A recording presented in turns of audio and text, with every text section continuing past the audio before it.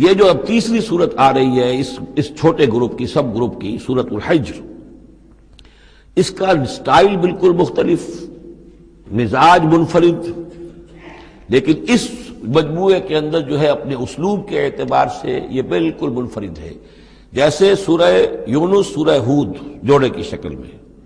سورہ یوسف منفرد، اگرچہ اس کا ایک جوڑا ہے اور وہ ہے دوسری جگہ پر سورہ طٰہٰ، وہ ہم جب پڑھیں گے تو وہاں اور بات واضح ہو جائے گی۔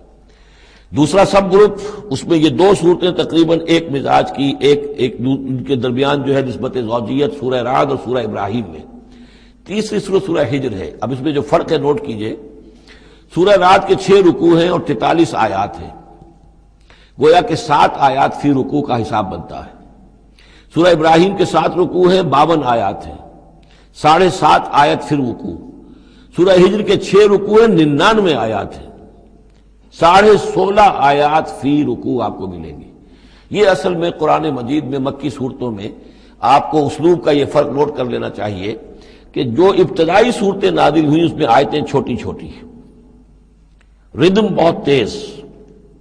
جیسے کہ پہاڑی نالے ہوتے ہیں، دریا ہوتے ہیں تو ان کا پاٹ بہت کم ہوتا ہے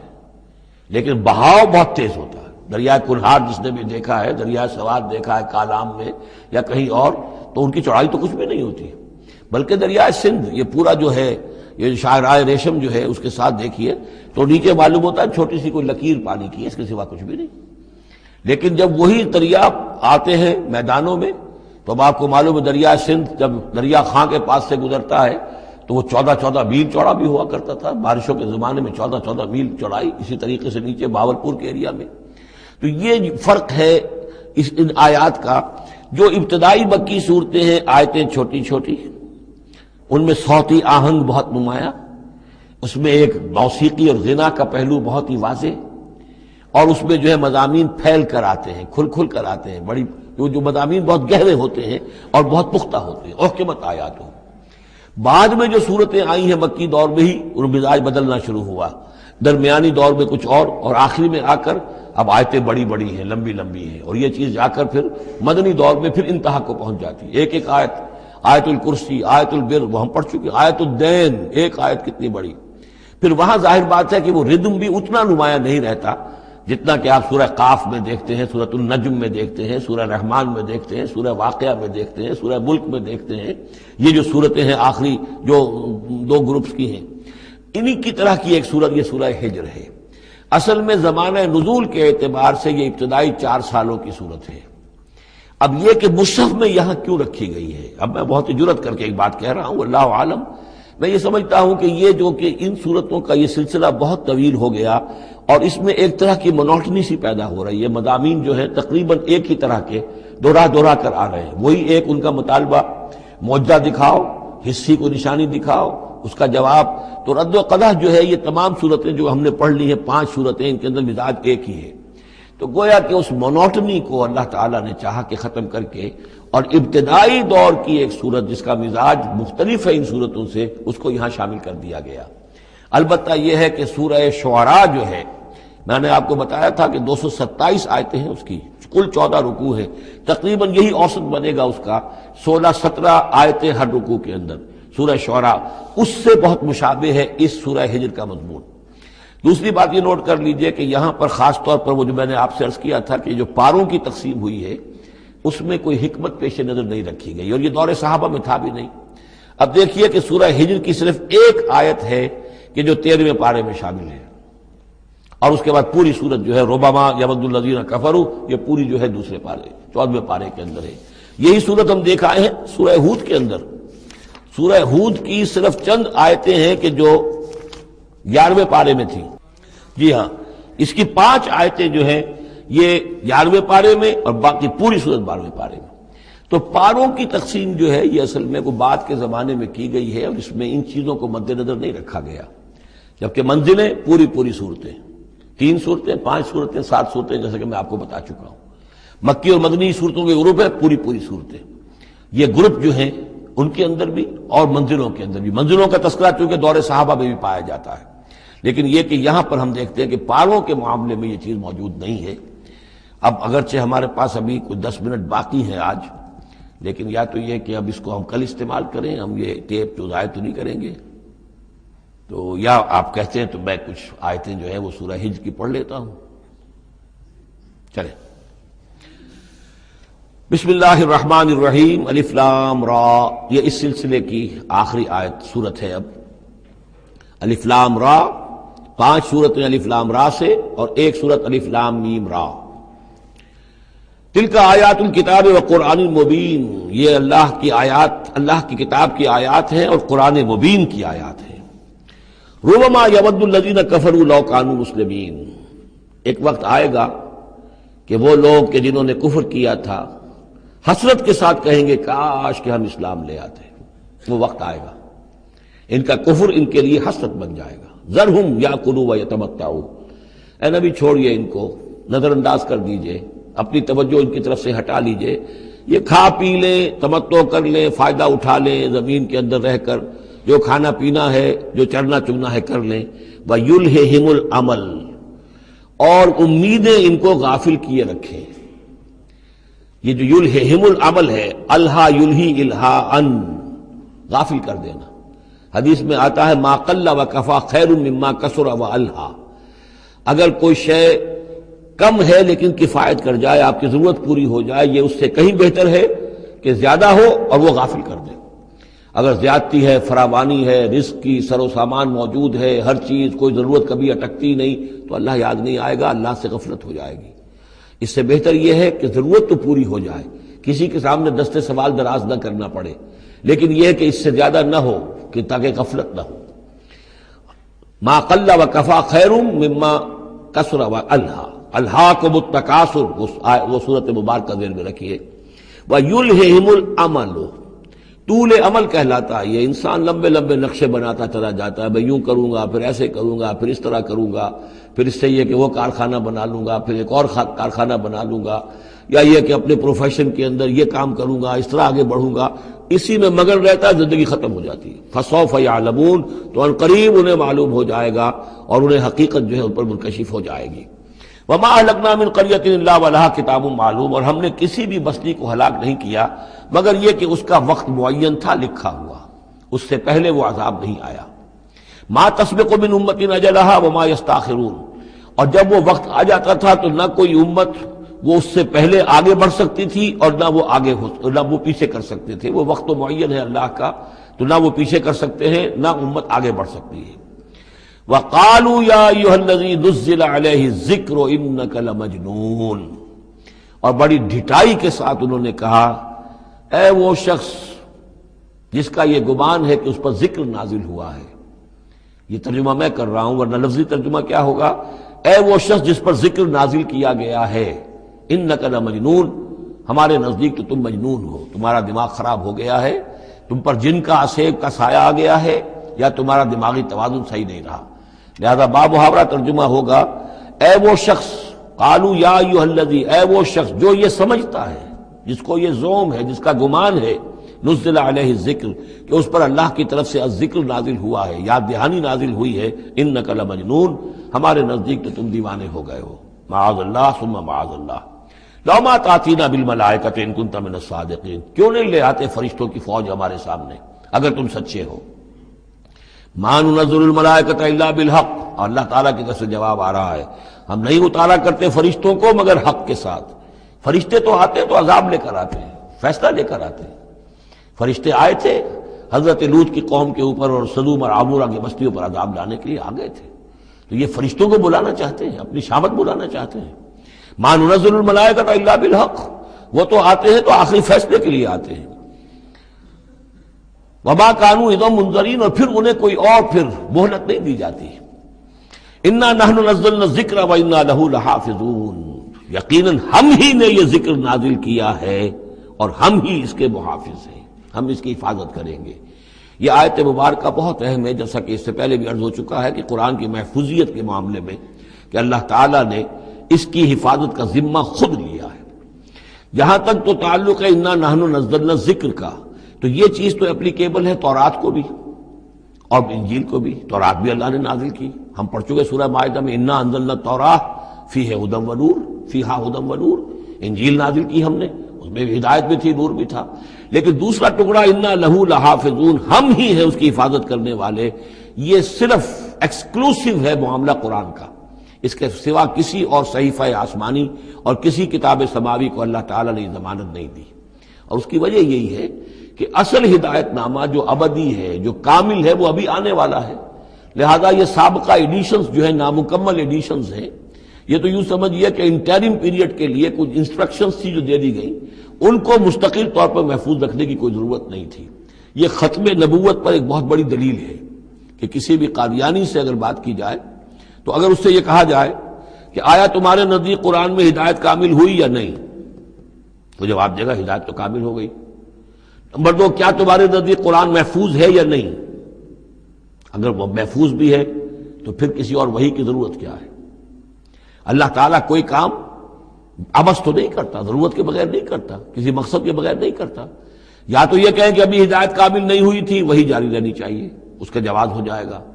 یا کہیں کہ کامل تو ہو گئی تھی قرآن میں لیکن وہ تو ضائع ہو گئی، محفوظ نہیں رہی، تب بھی وحی کی کھڑکی جو ہے اس کے کھلے رہنے کا جواز پیدا ہوگا۔ لیکن اگر کوئی شخص ان دونوں باتوں کو نہ مانے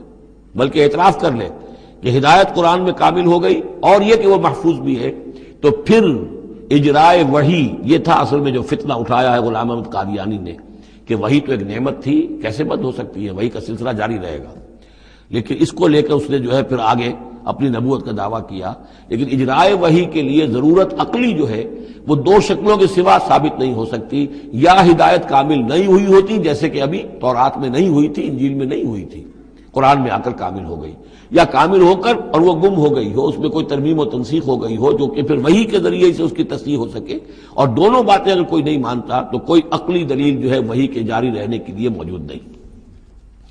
وَلَقَدْ أَرْسَلْنَا مِن قَبْلِكَ فِي شِيَعِ الْأَوَّلِينَ، اور اے نبی ہم نے آپ سے پہلے بھی رسول بھیجے تھے اگلی جماعتوں میں، اگلی قوموں میں۔ یہ شیعہ اس علیحدہ ہو جانے والے، کیونکہ قومیں بڑھتی چلی گئی نسلوں کے اندر، حضرت نوح علیہ السلام کی قوم تقسیم ہو گئی، ان کے 3 بیٹوں سے نسلیں بنتی چلی گئیں، تو یہ گویا کہ شائع ہونا، علیحدہ ہونا، پھیل جانا، پھیلتی چلی گئی۔ وما یاتیہم من رسول الا کانوا بہ یستہزئون، اور نہیں آیا ان کے پاس کوئی بھی رسول، جب بھی کبھی آیا مگر وہ استہزاء کرتے رہے، تبصر کرتے رہے۔ کذالک نسلکہ فی قلوب المجرمین، اسی طریقے سے ہم اس کو چبھو دیتے تھے مجرموں کے دلوں کے اندر، مجرموں کے دلوں میں جا کر وہ چبھ جاتی تھی، وہ سمجھ لیتے تھے کہ حق ہے، لیکن چونکہ ان کے مفادات پر زد پڑتی تھی تو وہ استہزاء کرتے تھے۔ لا یؤمنون بہ، وہ ایمان نہیں لائیں گے اس پر۔ وقد خلت سنت الاولین، اور اے نبی یہ پہلوں کی بھی یہ سنت گزر چکی ہے، یہی طریقہ ہمیشہ رہا ہے، جیسے آج آپ آئے ہیں یا ذکر آپ پر نازل کیا گیا ہے، ایسے ہی ہم رسولوں کو بھیجتے رہے، کتابیں ان پر نازل ہوئیں، لیکن یہ کہ انہوں نے مان کر نہیں دیا۔ وَلَوْ فَتَحْنَا عَلَيْهِمْ بَابًا مِّنَ السَّمَاءِ فَظَلُّوا فِيهِ يَعْرُجُونَ، اور اگر ہم نے اس پر آسمان کا کوئی دروازہ کھول بھی دیا ہوتا اور وہ اس میں چڑھنے لگتے، تب بھی وہ یہ کہتے لَقَالُوا إِنَّمَا سُكِّرَتْ أَبْصَارُنَا، کہ ہماری تو نگاہوں پر کچھ جادو کر دیا گیا، شکر کر دیا گیا، نظر بندی کر دی گئی تھی۔ بل نحن قوم مسحورون، حقیقت میں تو ہم جادو کی زد میں آ گئے تھے۔ وَلَقَدْ جَعَلْنَا فِي السَّمَاءِ بُرُوجًا وَزَيَّنَّاهَا لِلنَّاظِرِينَ وَحَفِظْنَاهَا مِنْ كُلِّ شَيْطَانٍ رَجِيمٍ إِلَّا مَنِ اسْتَرَقَ السَّمْعَ فَأَتْبَعَهُ شِهَابٌ مُّبِينٌ صدق اللہ العظیم۔ رب اشرح لي صدري ويسر لي امري واحلل عقدة من لساني يفقهوا قولي۔ اللهم ربنا الهمنا رشدنا واعذنا من شرور انفسنا، اللهم ارنا الحق حقا وارزقنا اتباعه وارنا الباطل باطلا وارزقنا اجتنابه۔ اللهم ربنا آنس وحشتنا في قبورنا وارحمنا بالقرآن العظيم، اللهم اجعله لنا اماما ونورا وهدى ورحمة، اللهم ذكرنا منه ما نسينا وعلمنا منه ما جهلنا، وارزقنا تلاوته آناء الليل وآناء النهار، واجعله لنا حجة يا رب العالمين، آمین۔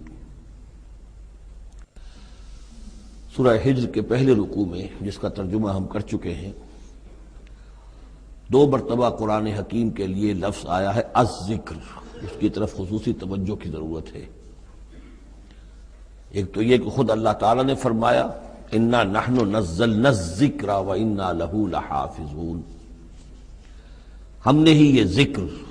یہ قرآن نازل کیا ہے اور ہم ہی اس کے محافظ ہیں۔ اور ایک مرتبہ آیا ہے کہ جو آپ کے مخالفین تھے اور جو استہزاء کر رہے تھے، انہوں نے مذاق اڑاتے ہوئے کہا یا ایھا الذی نزل علیہ الذکر انک لمجنون، اے وہ شخص کہ جس کا گمان ہے ذکر نازل ہوا ہے، ہم تو سمجھتے ہیں کہ تمہارا دماغی توازن ٹھیک نہیں رہا، یا یہ کہ تم پر کسی آسیب کا سایہ آ گیا ہے۔ یہ مجنون کی وضاحت بھی سمجھ لیجئے، مجنون جن سے بھی بنا ہے۔ جن کہتے ہیں عربی زبان میں مخفی شے کو، اس لیے جنین کہلاتا ہے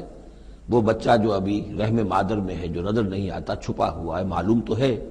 کہ بچہ ہے، پیٹ میں ہے، لیکن یہ کہ جنین ہے وہ ابھی وہ چھپا ہوا ہے۔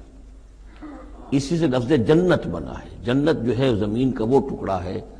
جس پر خوب درخت ہوں، پودے ہوں، گھاس ہو، تو زمین چھپی ہوئی ہو، زمین ڈھکی ہوئی ہے، زمین جو ہے نمایاں نہیں ہے۔ جنت وہ ہے۔ جن علیہ اللیل کا آیا تھا کہ جب حضرت ابراہیم کا تذکرہ تھا، جب رات نے اس پر تاریکی کا پردہ طاری کر دیا تو گویا کہ ہر شے چھپ گئی۔ تو یہ جو جن کسی پر آ جانا، جس کو ہم کہتے ہیں اس پر کو آسیب کا سایہ ہو گیا، تو مجنون کے معنی یہ بھی تھے۔ اور مجنون اس کو بھی کہتے تھے کہ جس کا دماغی توازن ٹھیک نہ رہا ہو۔ اور یہ بات خاص طور پر نوٹ کرنے کی ہے کہ یہ بات اصل میں حضور کے بارے میں بالکل ابتدائی دور میں کہی گئی تھی، اور اس کے کہنے والوں میں وہ لوگ بھی تھے کہ جو معاندانہ انداز میں نہیں بلکہ ہمدردانہ انداز میں کہہ رہے تھے۔ یعنی بالکل شروع میں جب حضور نے دعویٰ کیا نبوت کا اور فرمایا کہ اس طرح میں تھا وہاں غار حرا میں، اور وہاں فرشتہ آیا ہے، جبرائیل آیا ہے، تو بہت سے لوگوں کو گمان ہوا کہ معلوم ہوتا ہے کہ کوئی بدروح، کوئی آسیب کا سایہ ہو گیا ہے انہیں۔ تو اس حوالے سے اس میں صرف مخالفت ابھی نہیں تھی، بلکہ اس میں ان کے لیے واقعتاً ایک بالکل چونکہ نئی بات تھی، لہٰذا یہ کہنے کا معاملہ جو ہے اس پہلو سے بھی تھا کہ اچھے بھلے آدمی تھے، ہم سوچتے تھے کہ واقعی یہ کئی دن جا کے مراقبے کرتے ہیں، اب یہ رہتے ہیں وہاں غار میں اکیلے تنہا دن رات، تو کہیں کچھ ہو نہ جائے تو معلوم ہوتا کچھ ہو گیا ہے، تو کوئی نہ کوئی جنون عارضہ ہو گیا ہے یا جن کا سایہ ہو گیا ہے۔ تو اس لفظ کو بھی سمجھ لیجیے، اور جو بتانا تھا وہ یہ ہے کہ سورہ نون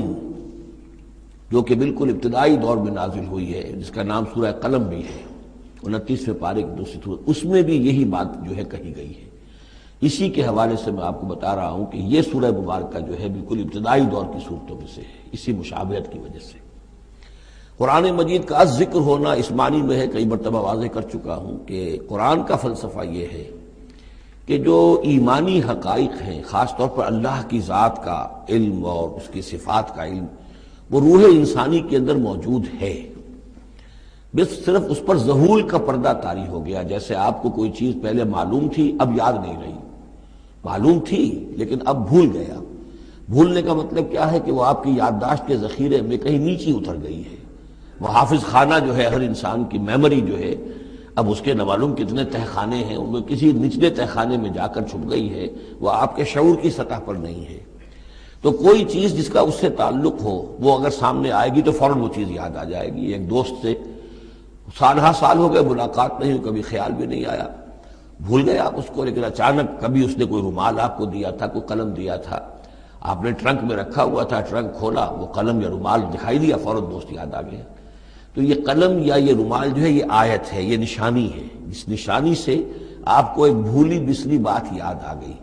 اسی طرح یہ آیات آفاقیہ، آیات انفسیہ، آیات قرآنیہ، یہ آیات ہیں، نشانیاں ہیں یاد دلانے کے لیے، تاکہ اللہ یاد آ جائے۔ حقیقت میں اللہ تعالیٰ کا علم اور اللہ کی معرفت سوئی ہوئی ڈورمنٹ پوزیشن میں، ڈورمنٹ کنڈیشن میں ہماری روح میں موجود ہے۔ تو الذکر، دی ریممبرنس یا دی ریمائنڈنگ، یہ اصل میں وہ چیزیں کہ جو روح انسانی کے اندر موجود ہیں، لیکن جن پر ظہور کے اور نسیان کے پردے پڑ گئے ہیں، ان پردوں کو ہٹا کر تازہ کرنا۔ وَلَقَدْ جَعَلْنَا فِي السَّمَاءِ بُرُوجًا، اور ہم نے آسمان میں برج بنائے۔ یہ بھی ابھی ہم نہیں کہہ سکتے کہ ان کی اصل حقیقت کیا ہے، یہ بھی آیات متشابہات میں سے شمار ہوں گے۔ وَزَيَّنَّاهَا لِلنَّاظِرِينَ، اور ہم نے اسے مزین کر دیا ہے آسمان کو اور برجوں کو دیکھنے والوں کے لیے، جو بھی ستارے نظر آتے ہیں، کیا رنگا رنگ نقشہ آسمان پر نظر آتا ہے۔ وَحَفِظْنَاهَا مِن كُلِّ شَيْطَانٍ رَجِيمٍ، البتہ اب یہ وہ بات ہے جو ایمان بالغیب کے حوالے سے ہمیں ماننی ہوگی کہ ان ستاروں کا ایک کام یہ بھی ہے کہ اللہ تعالیٰ نے ان کو گویا کہ پہرے کی جگہیں بنایا ہے. ہم نے حفاظت کی ہے ان کی ہر شیطان رجیم سے.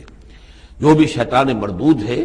اس کی طرف سے حفاظت کا یہ سارا سامان ہے کہ جو آسمانوں میں کیا گیا ہے. اب اس کے لیے آج میں چاہتا ہوں کہ وہ بات آپ سمجھ لیں اچھی طرح کہ جیسے آپ آگے آ بھی جائے گا کہ انسانوں کی تخلیق جو ہے وہ تو یوں سمجھیے اس کائنات کے تخلیق کے اعتبار سے بڑی ریسنٹ شے ہے، بڑی ماضی قریب کی بات ہے. انسانوں سے بہت پہلے جنات پیدا کیے گئے تھے، جنات سے بہت پہلے ملائکہ پیدا کیے گئے تھے، اور انسانوں کی ارواح بھی اسی دور میں پیدا کی گئیں جبکہ یہ ملائکہ پیدا کیے گئے تھے. تو جتنی مخلوقات کو ہم جانتے ہیں، بہت سی مخلوقات اب بھی ایسی ہوگی کہ جس کا ہمیں کوئی شعور نہیں، ادراک نہیں، ہم جانتے ہی نہیں. جیسے ابھی ہمیں ریسنٹلی معلوم ہوا وائرس بھی کسی بلا کا نام ہے، اس سے کچھ پہلے ہمیں معلوم ہوا بیکٹیریا بھی کسی چیز کو کہتے ہیں، ورنہ یہ کہ ان چیزوں کا کوئی علم ہمیں نہیں تھا. ابھی پتہ نہیں اور کیا کیا چیزیں ہیں کہ جو ظہور میں آنے والی ہیں. لیکن جو چیزیں بھی آج تک ہم جانتے ہیں ان میں یوں سمجھیے کہ جن ہستیوں میں خود شعوری ہے، سیلف کانشسنس، وہ 3 مخلوقات ہیں صرف، ملائکہ، جنات اور انسان. باقی جو حیوانات ہیں زمین کے اوپر، چاہے وہ بر کے ہیں یا بحر کے ہیں یا ہوا کے ہیں، فضا کے ہیں، پرندے ہوں یا زمین پر چلنے والے خشکی کے جانور ہوں یا دریا میں اور سمندر کے اندر جو بھی حیوانات ہیں، مچھلیاں ہیں یا اور جاندار ہیں، ان سب میں شعور تو ہے، خود شعوری نہیں ہے. البتہ یہ کہ ترتیب یہی ہے کہ پہلے جنات پیدا کیے گئے اور وہ چونکہ آگ سے پیدا کیے گئے تھے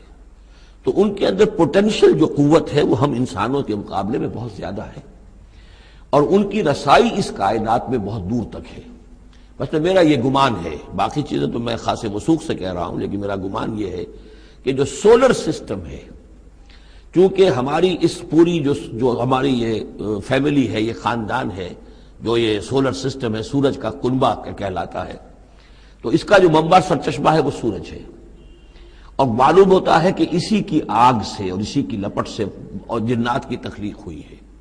تو یہ جنات، سولر سسٹم پورا کا پورا جو ہے وہ جنات کے دائرے میں داخل ہے، وہ اس میں آ جا سکتے ہیں.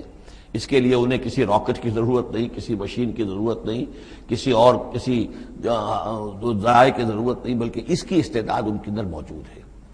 یہ پھر اپنی اس استعداد سے فائدہ اٹھا کر اس سے آگے جب ملائکہ کے ذریعے سے کچھ احکام اترتے ہیں، آسمان سے اللہ تعالیٰ کی کوئی تدبیر ہے، ملائکہ کے حوالے کیے گئے ہیں، تو یہ پھر ان سے کچھ چیزیں اچکنے کی کوشش کرتے ہیں تاکہ وہ جا کر انسانوں میں سے جو وہ عامل لوگ ہیں، کاہن لوگ ہیں، ان کو جا کے ان کو کچھ بتا دیں کہ اب یہ ہونے والا ہے. اس لیے کہ ملائے اعلیٰ میں فیصلہ ہو گیا، اللہ تعالیٰ کے ہاں ایک چیز کی تدبیر جو ہے وہ طے ہو گئی، اب اللہ تعالیٰ نے فرشتوں کے حوالے کیا ایگزیکیوشن کے لیے. ایسے ہی ہے جیسے کہ پریزیڈنٹ ہاؤس سے تو ایک حکم جو ہے وہ جاری ہو گیا، اب اس کا اجرا ہوا ہے، اب کوئی ٹائپ کرے گا، ٹائپ کر کے اسے ڈسپیچ کرے گا، وہ پھر کسی جگہ پر پہنچے گا، پہنچتے وقت لگے گا. اگر وہ جو ٹائپسٹ ہے جس نے ٹائپ کیا ہے وہ ٹیلی فون کرتے کہ صاحب اب یہ حکم آنے والا ہے، وہ تو آ جائے گا، تو ظاہر بات ہے وہ حکم تو پہنچ گیا اس کو، اور اس کے حوالے سے وہ جس شخص کو اس نے یہ خبر دے دی ہے وہ اپنی دکان چمکا سکتا ہے کہ دیکھیے مجھے پہلے سے معلوم تھا کہ یہ حکم آنے والا ہے. تو اس کائناتی حکومت کے اندر یہ سلسلہ ہے جس کے لیے کہ پھر اللہ تعالیٰ نے اس سولر سسٹم سے آگے کی جو بھی یونیورس ہے اس میں، یہ میرا گمان ہے جو میں عرض کر رہا ہوں اللہ عالم، اس میں جنات کو آگے بڑھنے سے روکنے کے لیے ان ستاروں کے اندر وہ میزائلز نصب کر رکھے ہیں کہ جب بھی کوئی جنات میں سے ادھر آگے ٹریس پاس کرنے کی کوشش کرتا ہے تو اس پر وہ میزائل پھینکا جاتا ہے جس کو ہم شہاب ثاقب کہتے ہیں. یہ ہے پورا نظام کہ جو یہاں ہمارے سامنے آ رہا ہے. تو اس کی یہ حقیقت بہت حد تک تو یوں سمجھیے کہ ایمان بالغیب، کل من عند ربنا، ہمارے رب کے طرف سے ہے، ہم اس پر ایمان رکھتے ہیں. لیکن اب کسی نہ کسی حد تک یہ چیزیں جو بھی ہماری سائنٹیفک اب جو ارتقاء ہو رہا ہے، ترقی ہو رہی ہے، اس کے ساتھ کچھ نہ کسی درجے میں کورابوریشن ہو جاتی ہے. وَحَفِظْنَاهَا مِنْ كُلِّ شَيْطَانٍ رَجِيمٍ، اور ہم نے حفاظت کر لی ہے ان آسمانوں کی ان شیاطین سے کہ جو مردود ہیں. إِلَّا مَنِ اسْتَرَقَ السَّمْعَ، سوائے اس کے کہ جو کوئی چرا کے لے بھاگا. مطلب یہ کہ فرشتہ نازل ہو رہا ہے اور فرشتے کے ساتھ احکام بھی ہیں، چونکہ یہ وہ نوری ہے، یہ ناری ہے، نور اور نار کے درمیان فاصلہ بہت تھوڑا ہے، بہت قرب ہے، لہذا اس کی بدولت اسی وجہ سے یہ جن تھا جو تھا عزازیل، لیکن فرشتوں کے ساتھ اس کا اٹھنا بیٹھنا تھا، انہی میں شامل تھا، اسی لیے ان کی جو آپس میں جو ان کا قرب ہے اس کی وجہ سے فرشتوں سے کوئی اچک لیتے ہیں۔ الا من استرق السمع، اگر کسی نے کوئی چیز سن لی اور سن کر وہ بھاگا، فاتبعہ شہاب مبین، تو اس کے پیچھے اس کا پیچھا کرتا ہے ایک انگارہ چمکتا ہوا۔ یہ مثائلز ہیں کہ جو اللہ تعالیٰ نے نصب کیے ہوئے ہیں۔ والارض مددناہا، اور زمین کو ہم نے پھیلا دیا جیسے بستر پھیلایا جاتا ہے، والقینا فیہا رواسیا، اور اس میں ہم نے لنگر ڈال دیے۔ یہ پہاڑ جو ہے قرآن مجید بار بار کہتا ہے کہ زمین کا جو سٹیبلائزنگ ایفیکٹ ہے ان پہاڑوں کا زمین کی حرکت کے دوران۔ فَأَنبَتْنَا فِيهَا مِن كُلِّ شَيْءٍ مَوْزُونٍ، اور اس میں ہم نے اگا دی ہر شے جو کہ بہت ہی اندازے سے ہے، یعنی یہ کہ جو بھی کوئی ایک شے بھی اگر ایک حد سے آگے بڑھ جائے تو وہ باقی ساری چیزوں کو ختم کر دے گی۔ بعض ایسی مچھلیاں ہیں کہ اگر ان کی جو ریپروڈکٹیو صلاحیت ہے، جتنے ان کے انڈے ہوتے ہیں وہ سب انڈے جو ہے وہ مچھلیاں بن جائیں تو چند ہی سال کے اندر یہ زمین جو ہے اس سے کئی گنا حجم جو ہے وہ ایک مچھلی کی اولاد سے اور ایک مچھلی کی نسل سے وجود میں آ جائے گا۔ تو ایک کنٹرول کیا ہوا اللہ نے ہر شے کے اوپر، تمام چیزیں جو ہے وہ ایک اندازے کے مطابق، ایک وزن کے ساتھ، ایک اندازے کے ساتھ اس دنیا میں چل رہی ہیں۔ من کل شیء موزون، ہر چیز جو ہے وہ ایک اندازے اور وزن کے مطابق ہے۔ وجعلنا لکم فیہا معاش، اور ہم نے اس میں تمہارے لیے طرح طرح کے معاش کے سلسلے پیدا کر دیے۔ ومن لستم لہ برازقین، اور ہم تو ان کو بھی روزی کا سامان دیتے ہیں جن کو تم رزق نہیں دیتے۔ ایک تو یہ ہے کہ تمہارے پاس گھوڑا بندھا ہوا ہے، تمہیں فکر رہتی ہے چارہ اس کو دینا ہے، کچھ نہ کچھ دانہ ڈالنا ہے، لیکن کتنی مخلوقات ہماری ہے کہ تم نہیں ہو اس کو رزق دینے والے، ہم رزق پہنچا رہے ہیں۔ وَإِن مِّن شَيْءٍ إِلَّا عِندَنَا خَزَائِنُهُ، اور نہیں ہے کوئی شے مگر یہ کہ ہمارے پاس تو اس کے خزائن ہیں، لا متناہی، ہماری ریسورسز جو ہیں وہ یہ کہ لمیٹڈ نہیں ہے، لیکن وَمَا نُنَزِّلُهُ إِلَّا بِقَدَرٍ معلوم، ہم نہیں نازل کرتے اس میں سے مگر ایک اندازے کے مطابق کہ جو طے شدہ ہے۔ یعنی یہ کہ سٹور تو بہت بڑا ہے، لیکن یہ کہ سٹور سے جو ایشو ہوتا ہے اللہ تعالیٰ کے ہاں ہر چیز کا، تو اس کا ایشو ہونا جو ہے وہ اندازے کے مطابق ہے، ایک حساب کتاب کے ساتھ ہے، ورنہ جیسا کہ میں نے کہا کیوس ہو جائے۔ وَأَرْسَلْنَا الرِّيَاحَ لَوَاقِحَ، اور ہم نے بھیج دی ہوائیں، ہم بھیج دیتے ہیں ہوائیں جو بوجھل ہوتی ہیں یا بوجھل کرنے والی ہوتی ہیں۔ لواقعہ کا مفہوم پہلے تو یہ سمجھا جاتا تھا کہ چونکہ وہ بادلوں کو لے کر آتی ہیں اس اعتبار سے، لیکن اب ادھر ایک اشارہ ہو رہا ہے جدید سائنس کے حوالے سے کہ پولن گرینز جو ہیں وہ بھی ہواؤں کے ذریعے سے آتے ہیں، اور وہ پھر آ کر پھولوں کو جب وہ وہاں فرٹیلائزیشن ہوتی ہے تو اس سے پھر وہ فصل بنتی ہے۔ تو ہوائیں جو ہیں وہ گویا کہ بار آور کرتی ہیں، اور اس طریقے سے یہ نباتاتی نظام چل رہا ہے۔ فَأَنزَلْنَا مِنَ السَّمَاءِ مَاءً، پھر ہم نے اتار دیا آسمان سے پانی، فَاسْقَيْنَاكُمُوهُ، پھر ہم نے وہ پانی تمہیں پلایا، تمہارے پینے کے لیے بندوبست کیا۔ وَمَا أَنْتُمْ لَهُ بِخَازِنِينَ، اور دیکھو تم اس کا سٹور نہیں کر سکتے، اس کا خزانہ نہیں بنا سکتے۔ کہاں کس طرح بناؤ گے خزانہ؟ واقعہ یہ ہے کہ یہ جو واٹر سائیکل ہے اس دنیا میں، یہ بھی اللہ تعالیٰ کے عظیم، یعنی سمجھئے کہ کرشموں میں سے اور اللہ کے معجزات میں سے بہت بڑا معجزہ ہے کہ یہ جو ہمارے پہاڑوں کے اوپر اتنے بڑے بڑے گلیشیئرز ہیں، یہ کیا ہے؟ یہ واٹر سٹوریج ہے، ٹینکس ہے۔ یہیں سے تو پانی ہے جو آ رہا ہے نیچے، وہ پگھل رہا ہے سب دھوپ سے، اور پھر وہ ندی نالوں سے ہو کے دریاؤں میں آیا، اور دریاؤں سے ہوتا ہوا زیر زمین سوتوں میں سے بھی گزر رہا ہے۔ وہ آپ نے کہیں پمپ سے نکال لیا، کہیں کنواں کھود لیا، پھر وہ پانی سارا کا سارا سمندروں کے اندر پہنچ گیا، ڈرین ہو گیا، پھر سمندر سے اب یہاں پر وہ ہو رہا ہے کہ دھوپ کی تمازت سے اب اس کی وہ بخارات بن رہے ہیں، اور وہ بخارات اوپر جا رہے ہیں، پھر وہ واپس جا رہا ہے، پھر وہ جو اوور ہیڈ ٹینکس ہیں وہ پھر جو ہے ریپلینش ہو رہے ہیں، وہ ساری جو کمی ہو گئی تھی پھر نئی برف پڑ گئی ہے، نیا سٹور۔ یہ جو نظام ہے اللہ کا، اور یہ واٹر سائیکل سے ہی زندگی قائم ہے۔ مبدأ حیات پانی ہے، مادہ تخلیق حیوانات کا، جو اس دنیا کے حیوانات ہیں ان کا مادہ تخلیق مٹی ہے، مادہ تخلیق جنات کا آگ ہے، مادہ تخلیق انسانی ارواح اور ملائکہ کا نور ہے، لیکن مبدأ حیات جو ہے، حیات انسانی جو ہے یہاں پر، یا حیات حیوانی جو زمین کی ہے، اس پلینٹ کے اوپر جو زندگی ہے، اس کا مبدأ پانی ہے، اس حیات کا۔ تو اب یہ پانی کا سائیکل ہے جو چل رہا ہے۔ وَمَا أَنْتُمْ لَهُ بِخَازِنِينَ، تم اس پانی کا کتنا خزانہ کر سکتے ہو، کتنا سٹور کر سکتے ہو، کس طرح کا نظام چلا سکتے ہو، کتنے بڑے پیمانے پر یہ واٹر سائیکل جو ہے اللہ تعالیٰ نے اس دنیا کے اندر چلایا ہوا ہے۔ وَإِنَّا لَنَحْنُ نُحْيِي وَنُمِيتُ، اور یہ یقیناً ہم ہی ہیں جو باقی بھی رکھتے ہیں اور موت بھی وارد کرتے ہیں، زندہ بھی رکھتے ہیں اور موت بھی وارد کرتے ہیں، وَنَحْنُ الْوَارِثُونَ، اور پھر ہم ہی وارث ہوں گے، ہر شے ختم ہو جائے گی، کسی کی کوئی ملکیت نہیں رہے گی، ساری کی ساری چیزیں پھر ہماری ہی کائنات ہے، ہماری ہی ملکیت ہے۔ وَلَقَدْ عَلِمْنَا الْمُسْتَقْدِمِينَ مِنْكُمْ وَلَقَدْ عَلِمْنَا الْمُسْتَأْخِرِينَ، ہمارے علم میں سے ہے کون لوگ تم میں سے آگے بڑھیں گے۔ اب دیکھیے چونکہ ابتدائی زمانے کی صورت ہے یہ، اب کون لوگ ہوں گے جو آگے بڑھ کر قرآن کو سینے سے لگائیں گے، کون لوگ ہوں گے جو محمد کی دعوت پر لبیک کہیں گے، یعنی جو ہم پڑھ چکے ہیں سورہ توبہ میں، السابقون الاولون من المہاجرین والانصار والذین اتبعوہم بإحسان، یہ کون لوگ ہوں گے ہمیں معلوم ہے، ہم تو پہلے سے جانتے ہیں کہ ابو بکر ایک لمحے کی دیر نہیں لگائے گا، ہمیں معلوم ہے کہ عثمان کو ایک کچھ زیادہ وقت نہیں لگے گا، ہمیں معلوم ہے کہ ابو بکر کی تبلیغ سے یہ طلحہ اور زبیر اور عبد الرحمن ابن عوف اور سعید ابن زید اور یہ سب لوگ جو ہے ایمان لے آئیں گے، اور ہمیں یہ بھی معلوم ہے کون پیچھے رہ جائے گا، وہ بھی ہمیں معلوم ہے۔ وَلَقَدْ عَلِمْنَا الْمُسْتَقْدِمِينَ مِنْكُمْ وَلَقَدْ عَلِمْنَا الْمُسْتَأْخِرِينَ وَإِنَّ رَبَّكَ هُوَ يَحْشُرُهُمْ، اور پھر آپ کا رب ان سب کو جمع کرے گا، إِنَّهُ حَكِيمٌ عَلِيمٌ، یقیناً وہ کمال حکمت والا اور علم رکھنے والا ہے۔ اب جو اگلا رکوع آ رہا ہے سورہ مبارکہ کا، یہ اس اعتبار سے بڑا اہم ہے کہ اس میں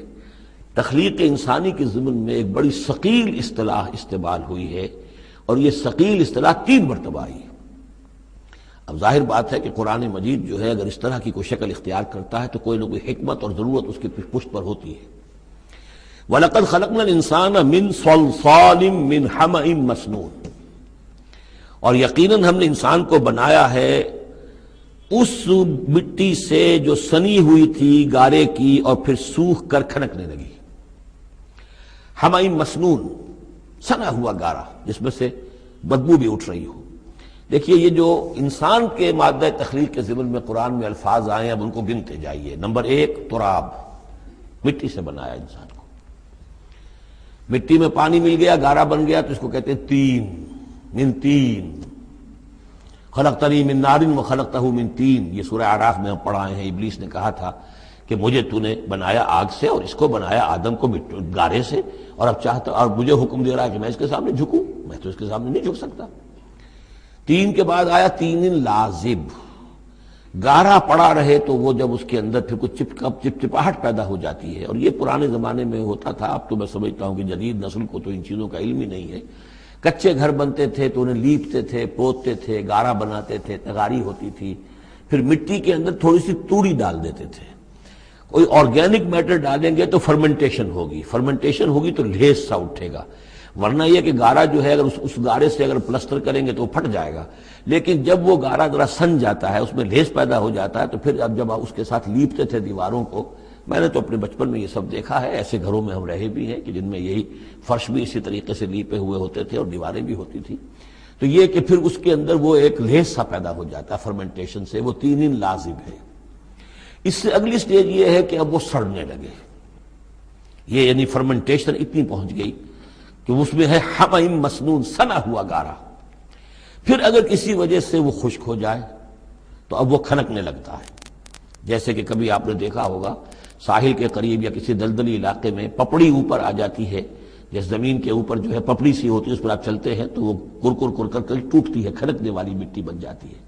وہ سنا ہوا گارا خشک ہو کر کھنکنے لگتا ہے۔ یہ سٹیجز ہیں ان مادہ تخلیق کی کہ جو آدم یا انسان کی تخلیق کے ضمن میں قرآن میں آئے۔ حالانکہ ایک لفظ بھی کفایت کر سکتا تھا، مٹی سے بنایا، تین سے بنایا، گارے سے بنایا، پھر تین لازم سے بنایا، پھر حمئی مسنون سے بنایا، من صلصال کالفخار سے بنایا، اور صلصال من حمئی مسنون، پھر صلصال کالفخار آخری سٹیج ہے، وہ ایسے بجنے لگا جیسے کہ اب یہ جو ہے وہ آئے گا سورہ رحمان میں۔ تو اس سے یقیناً کورابریشن ہو رہی ہے کہ جو بھی ایوولوشن کا جو بھی نظریہ آیا ہے، اب اس میں اس کو بھول جائیے کہ اللہ تعالیٰ نے اسپیشل کریشن انسان کی اور باقی حیوانات ہو سکتا ہے اس ایوولوشن کے ذریعے سے پیدا کیے ہوں۔ اس وقت بحث جو ہے کریشن آف مین کے بارے میں نہیں کر رہا ہوں، لیکن یہ کہ سائنس نے بھی ایک تو یہ بات بتائی کہ یہ ساری حیات حیواناتی جو بھی زمین پر ہے یہ مٹی سے بنی ہے، گویا کہ متفق گردید رائے بو علی بارائے من، قرآن اور سائنس متفق ہو گئے۔ پھر یہ کہ اس میں مٹی کے اندر گارے کی شکل بنی، پانی ملا، مبدأ حیات پانی ہے، قرآن بھی کہہ رہا ہے۔ پھر یہ کہ وہ ساحلی علاقوں پر دلدل بنی اور دلدل کے اندر پھر وہ فرمنٹیشن وہاں ہوئی، اور اسی میں پھر جب وہ دراڑیں سی پڑ جاتی ہیں سمندر کے قریب دلدلی علاقے میں، تو وہاں سے ان کا کہنا ہے کہ حیات کا آغاز ہوا، الجی یا امیبا، حیواناتی حیات، اور یا یہ کہ نباتاتی حیات کا۔ تو یہ چیزیں جو ہیں یہ سٹیجز تقریباً اسی کے ساتھ، یہ تمام الفاظ جو ہیں قرآن کے جو استعمال کر رہا ہے ان کے ساتھ کسی حد تک اس کا ایک ربط اور تعلق قائم ہوتا ہے۔ اور ہم نے بنایا انسان کو اس مٹی سے جو سڑنے کے بعد، اس گارے سے کہ جو سڑنے کے بعد سنا ہوا گارا پھر وہ کھنکنے لگا تھا سوکھ کر۔ والجان خلقناہ من قبل، اور جنات کو ہم نے پیدا کیا تھا پہلے، من نار السموم، لو کی آگ سے۔ اب یہ سموم سے مراد کیا ہے؟ بعد سموم آپ نے سنا ہوگا، وہ تیز لو جو آیا کرتی تھی، صحراؤں میں آتی ہے، آگ جھلک دینے والی گرم ہوا۔ تو اصل میں ایک ہوتا ہے جیسے کہ ہم نے فزکس میں پڑھا تھا، جن لوگوں نے تھوڑی بہت فزکس پڑھی ہوگی ایف ایس سی میں، کہ یہ جو شعلہ ہوتا ہے، فلیم کا ایک حصہ وہ ہوتا ہے جو نظر آتا ہے، لیومینس، وہ نظر آتا ہے، اس کے اندر حرارت کم ہوتی ہے، اور ایک انویزیبل جو ہوتا ہے اس کے گرد حالہ جو نظر نہیں آتا، اس میں ہوتی ہے تیزی شدید جو ہوتی ہے، سب سے زیادہ ٹیمپریچر جو ہوتا ہے وہ اس میں ہوتا ہے کہ جو اس کا حصہ نظر نہیں آتا۔ اس حصے سے، آگ کی اس لو سے، اس لو کی لپٹ سے یا لو کی لپٹ سے جو بھی اسے کہیں، اس سے ہم نے جنات کو پیدا کیا۔ لیکن یہ سمجھ لیجئے کہ اس سے جنات پیدا کیے گئے لیکن وہ آگ نہیں ہے۔ ہم مٹی سے پیدا کیے گئے لیکن مٹی نہیں ہے۔ اب ایک یہ کہ قلب ماہیت ہو چکی ہے، ہمارا جو یہ پروٹوپلازم ہے، جو ہمارے ٹیشوز ہیں، باڈی ٹیشوز، وہ مٹی تو نہیں ہے، اگرچہ سورس مٹی ہے، بنے مٹی سے ہیں، لیکن اب مٹی نہیں ہے۔ دوبارہ اگرچہ پھر یہ گل سڑ کر مٹی ہو جائیں گے، اس وقت مٹی نہیں ہے۔ اسی طریقے سے جنات آگ سے بنائے گئے لیکن آگ نہیں ہے، ہاں ان کا مادہ تخلیق آگ ہے۔ اور دوسرا یہ معلوم ہو گیا کہ وہ انسانوں کی تخلیق سے بہت پہلے پیدا کیے گئے۔ وَإِذْ قَالَ رَبُّكَ لِلْمَلَائِكَةِ إِنِّي خَالِقٌ بَشَرًا مِّن صَلْصَالٍ مِّنْ حَمَإٍ مَّسْنُونٍ، اور یاد کرو جب کہ کہا تھا آپ کے رب نے فرشتوں سے کہ میں بنانے والا ہوں ایک بشر اس کھنکھناتے ہوئے سنے ہوئے گارے سے۔ پھر وہی الفاظ، من صلصال من حمأ مسنون، ثقیل لفظ ہے، ثقیل اصطلاح ہے۔ اور یہاں خاص طور پر نوٹ کیجئے کہ لفظ آدم نہیں آیا، بشر بنانے لگا۔ کہیں بھی قرآن مجید میں جہاں یہ تخلیق کے ابتدائی مراحل بیان ہوتے لفظ آدم کہیں نہیں ملے گا آپ کو، سوائے وہ ایک آیت میں نوٹ کرا چکا ہوں سورہ آل عمران کی، کہ عیسیٰ کی مثال بھی اللہ کے نزدیک آدم کی سی ہے، خلقہ من تراب ثم قال له کن فیکون، وہ ایک مثال موجود ہے، لیکن باقی کہیں آپ کو بشر، انسان، جب میں بنانے والا ہوں ایک انسان اس مٹی سے سنے ہوئے گارے کی جو سوکھ کر کھنکھنانے لگی ہے، فَإِذَا سَوَّيْتُهُ، جب میں اس کا تسویہ کر لوں۔ تخلیق کے بعد تسویہ ہوتا ہے، جیسے کسی شے کا ایک ہیولہ بن گیا پھر اس کی نوک پلک سنواری جاتی ہے، مین سٹرکچر جو ہے کسی بلڈنگ کا کھڑا ہو گیا، اب اس کا آرکیٹیکچرل ٹچز ہیں، اس کے اوپر ڈیکوریشن ہے، اس پہ پینٹنگ ہے، یہ تسویہ ہے۔ فَإِذَا سَوَّيْتُهُ، پھر جب میں اسے پوری طرح نک سک سے درست کر دوں، صحیح بنا دوں، پورا کر لوں، وَنَفَخْتُ فِيهِ مِن رُوحِي، اور پھونک دوں میں اس میں اپنی روح میں سے، کہ روحی ضمیر متکلم کا صیغہ ہے سیدھا سیدھا، فَقَعُوا لَهُ سَاجِدِينَ، تو گر پڑنا اس کے سامنے سجدے میں۔ فَسَجَدَ الْمَلَائِكَةُ كُلُّهُمْ أَجْمَعُونَ، اب یہ تیسری مرتبہ پڑھ رہے ہیں ہم قرآن حکیم میں یہ قصہ آدم و ابلیس۔ تو کیا سجدہ سب فرشتوں نے، کل کے کل نے، سب نے مل کر۔ دیکھیے یہ جو ہے تاکید کی انتہا ہے، فرشتوں میں سے کوئی بھی مستثنیٰ نہیں رہا، نہ جبرائیل، نہ میکائیل، نہ اسرافیل، الا ابلیس، سوائے ابلیس کے۔ اور اس میں پھر گمان ہوتا ہے کہ شاید یہ بھی فرشتہ تھا، فرشتہ نہیں تھا، اس کی وجہ سورہ کہف میں مل جائے گی۔ ابا ان یکون مع الساجدین، اس نے انکار کیا سجدہ کرنے والوں کے ساتھ ہونے سے۔ قال یا ابلیس ما لک الا تکون مع الساجدین، اللہ نے فرمایا ابلیس کیا ہوا تجھے، کیا سبب ہے، تو کیوں نہیں ہوا سجدہ کرنے والوں کے ساتھ؟ قال لم اکن لاسجد لبشر خلقتہ من صلصال من حمأ مسنون، اس نے کہا میرے لیے یہ روا نہیں ہے، میرے لیے ممکن نہیں ہے کہ میں سجدہ کروں اس بشر کو جس کو تو نے پیدا کیا ہے سنے ہوئے گارے سے، جبکہ وہ کھنکھنانے لگا ہوا۔ قال فاخرج منها فإنك رجيم، اللہ نے فرمایا تو نکل جاؤ یہاں سے، اس میں سے نکل جاؤ، اس لیے کہ اب تم مردود ہو گئے ہو۔ وإن عليك اللعنة إلى يوم الدين، اور اب تم پر لعنت رہے گی یوم الدین تک، جزا و سزا کے دن تک، یوم بعث بعد الموت تک۔ قال رب فانظرني إلى يوم يبعثون، تو اس نے درخواست کی کہ پروردگار پھر مجھے ذرا مہلت دے دے، ڈھیل دے دے اس دن تک کے لیے جس دن کے یہ دوبارہ اٹھائے جائیں گے۔ قال فإنك من المنظرين، اللہ تعالیٰ نے اسی شان بے نیازی کے ساتھ فرمایا اچھا جاؤ ٹھیک ہے، تمہیں ڈھیل دے دی گئی، تمہیں یہ رخصت مل گئی، تمہیں یہ چھوٹ مل گئی، مہلت مل گئی، الی یوم الوقت المعلوم، اس وقت معین کے دن تک، یعنی یہ کہ اس وقت تک تم زندہ رہو گے۔ وہ ابلیس جو ہے جن، ویسے جنوں کی زندگیاں شاید انسانوں سے زیادہ ہوتی ہوں، میں نہیں جانتا کتنی ہوتی ہیں، لیکن یہ کہ کوئی اور جن نہیں ہے کہ جو اس وقت سے آج تک زندہ ہو سوائے اس ایک جن کے جس کا نام عزازیل تھا، اور یہ جن جو ہے وہ ابھی تک زندہ ہے اپنی اسی ذات کے ساتھ، باقی اس کی اولاد، اس کی اور نسل جو ہے، اس کی ذریت ہے، وہ اپنی جگہ ہے۔ قال رب بما اغویتنی، اب اس نے کہا پروردگار جو تو نے مجھے گمراہ کیا، اب نوٹ کیجئے وہ گمراہی کو اللہ کی طرف منسوب کر رہا ہے، بما اغویتنی، تو نے جو مجھے گمراہ کیا ہے، لأزینن لہم فی الارض ولأغوینہم اجمعین، تو میں اب ان کو یعنی آدم کی اولاد، آدم اور حوا کی اولاد کو میں زمین میں ان کو خوب مزین کر دوں گا، زمین ان کے لیے یہ اسی میں گم ہو جائیں گے، زمین اور اس کی چمک دمک اور اس کی رونقیں اور زیبائشیں آرائشیں ان کی نگاہوں میں کھب جائیں گی، وَلَأُغْوِيَنَّهُمْ أَجْمَعِينَ، تجھے بھول جائیں گے، وہ لگ جائیں گے انہی چیزوں کے اندر، اور میں ان سب کو گمراہ کر کے چھوڑوں گا، لَأُغْوِيَنَّهُمْ أَجْمَعِينَ، سب کو، إِلَّا عِبَادَكَ مِنْهُمُ الْمُخْلَصِينَ، سوائے ان میں سے ان کے کہ جن کو تو اپنا خاص بندہ بنا لے، تو اپنا خاص بندہ بنا لے، مخلص کر لے، یہاں پہ وہی نوٹ کیجئے مخلص ہے، مخلصین، جن کو تو خالص کر لے اپنے لیے، ظاہر بات ہے کہ اس پر تو میرا زور نہیں چلے گا، باقی یہ کہ میں کسی کو چھوڑوں گا نہیں۔ قال ھذا صراط علی مستقیم، اللہ تعالیٰ نے فرمایا ٹھیک ہے، یہ راستہ ہے میری طرف سیدھا، یعنی یہ میرے اور تمہارے درمیان معاملہ طے ہو گیا، میں نے تمہیں چھوٹ دی، تم اپنا زور لگا لو، جس طرح بھی چاہو بہکا لو، باقی یہ کہ ان عبادی لیس لک علیہم سلطان، میرے بندوں پر تجھے اختیار کوئی نہیں ہوگا، یعنی اختیار کسی بھی انسان پر نہیں ہے، یہ نہیں کہ جس کو اللہ نے مخلص کر لیا ہو اس پر اختیار نہیں، اختیار اسے کسی بھی انسان پر نہیں ہے۔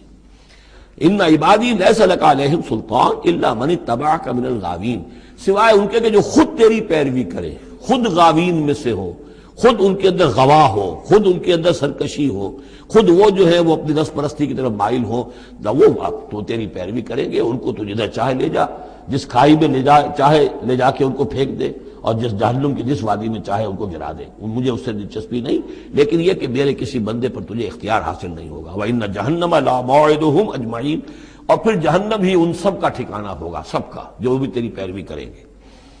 لہا سبعۃ ابواب، اس جہنم کے 7 دروازے ہیں، لکل باب منہم جزء مقصوب، اور ہر ان میں سے ہر دروازے کے لیے ہم نے ایک اس کا نصیب مقرر کر رکھا ہے کہ اتنے جن اتنے انسان اس سے جائیں گے، ہو سکتا ہے کہ وہ بڑے بڑے کبیرہ گناہوں کے حوالے سے کہ یہ لوگ جو ہے جو ان گناہوں میں ملوث ہوں گے وہ اس دروازے سے جائیں گے، جو ان گناہوں میں ملوث ہوں گے وہ اس سے جائیں گے، واللہ اعلم۔ ان المتقین فی جنات وعیون، اب وہی سائملٹینیس کنٹراسٹ کہ جب جہنم والوں کا تذکرہ ہوا تو متقین کا بھی، اور جو اہل تقوی ہوں گے فی جنات وعیون، وہ ہوں گے جنتوں میں، باغات میں اور چشموں میں، ادخلوها بسلام آمنین، ان سے کہا جائے گا داخل ہو جاؤ ان باغات میں پورے امن کے ساتھ، کوئی خوف نہیں، کوئی اندیشہ نہیں۔ وَنَزَعْنَا مَا فِي صُدُورِهِم مِّن غِلٍّ، یہ مضمون پہلے بھی آ چکا ہے، اور ہم نکال دیں گے ان کے دلوں میں سے جو کچھ قدورت ہوگی، اہل ایمان کی آپس میں کوئی شکوہ، کوئی شکایت، کسی سے کوئی تکدر ہو، کوئی غل ہو، وہ ہم نکال دیں گے۔ عَلَىٰ سُرُرٍ مُتَقَابِلِينَ، وہ بیٹھے ہوئے ہوں گے تختوں کے اوپر ایک دوسرے کے آمنے سامنے۔ جب کسی سے ناراضگی ہو تو آدمی آنکھیں چار نہیں کرتا بلکہ نظر چرا جاتا ہے، لیکن جب کوئی ایسی بات نہیں، دل صاف ہے، تو آمنے سامنے بیٹھ کے گفتگو باتیں کریں گے، سینگ آئی ٹو آئی۔ متقابلین لا یمسہم فیہا نصب، انہیں نہیں پہنچے گی اس میں نہ تو کوئی تکان، وما ہم منہا بمخرجین، نہ پھر وہ اب اس سے نکالے جائیں گے۔ جب اہل جنت میں داخل ہونے کے بعد کسی کا وہاں سے نکلنے کا امکان نہیں۔ نبئ عبادی، اے نبی میرے بندوں کو بتا دیجئے، انی انا الغفور الرحیم، کہ میں یقیناً غفور ہوں، رحیم ہوں۔ میری اصل شان تو یہ ہے، لیکن وان عذابی هو العذاب العلیم، میری ایک دوسری شان بھی ہے، اور وہ یہ ہے کہ میرا عذاب تو وہ بھی بہت دردناک عذاب ہے۔ لہذا کوئی آدمی جو ہے وہ نڈر نہ ہو جائے، نچنت نہ ہو جائے،